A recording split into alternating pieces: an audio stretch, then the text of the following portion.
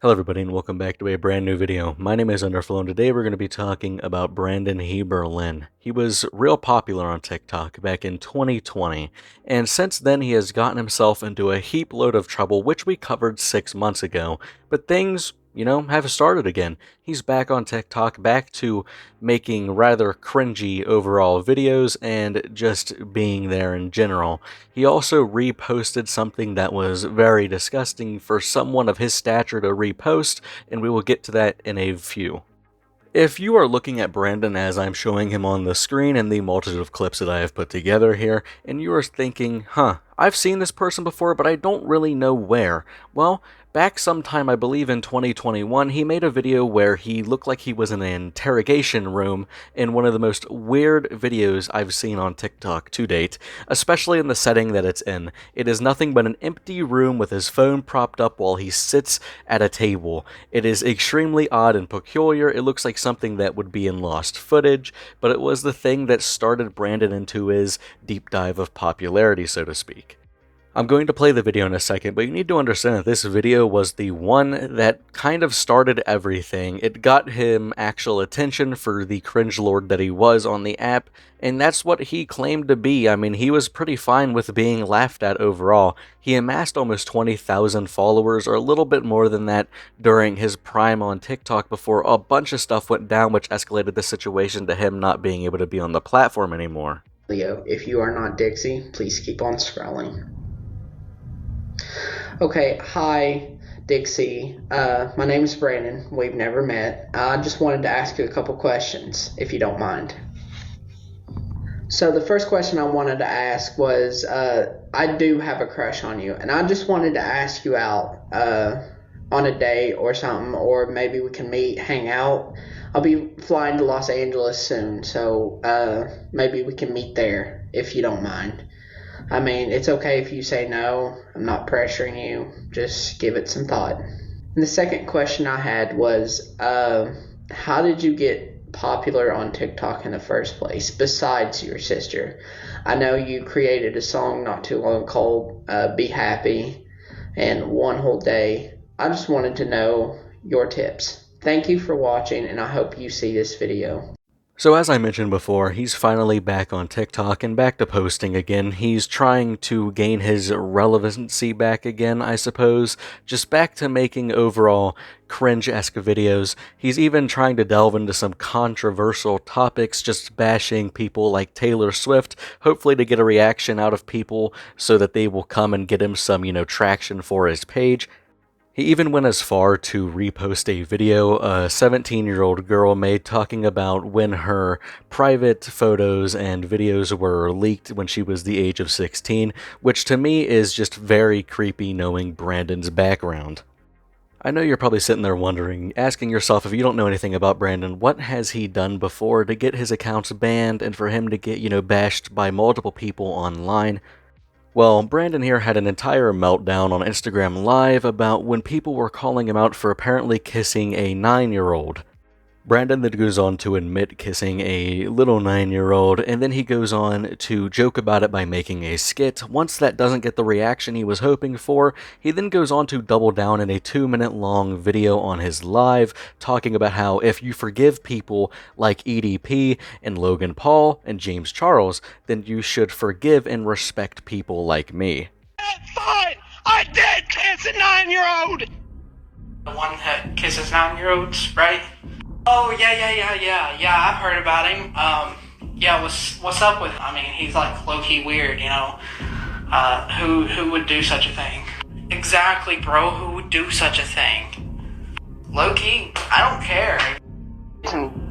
Some stupid things that, A, I'd probably be arrested for, and B, I probably deserve what is being told to me and stuff.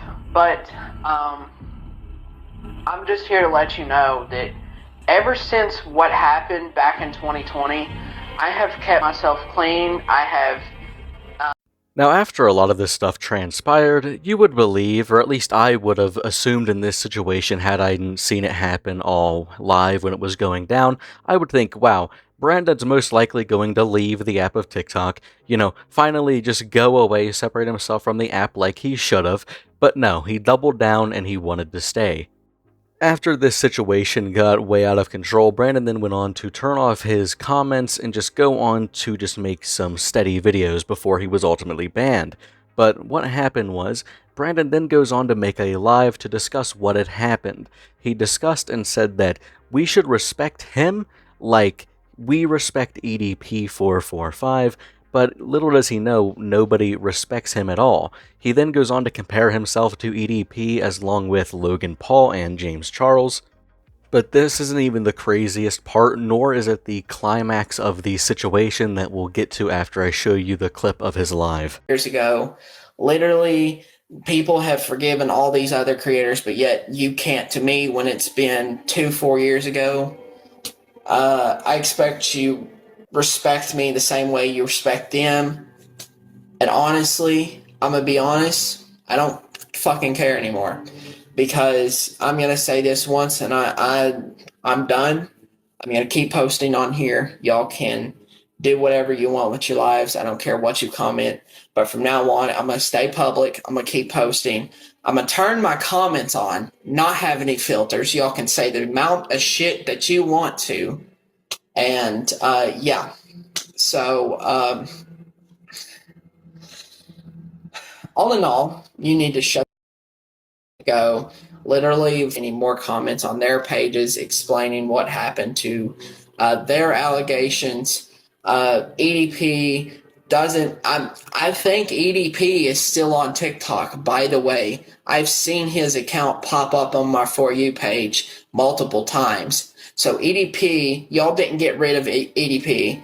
He's still on TikTok, roaming around, making videos. He's got his comments turned off. Well, actually, yeah, he's got his comments turned off, but he doesn't have his comments turned off on Instagram. I see a lot of the comments on his Instagram, but he doesn't give a shit anymore. He's not living in a 4x4 jail cell. He's actually very much still living his life. He's probably got a job on top of that. He's also still somewhat has a career.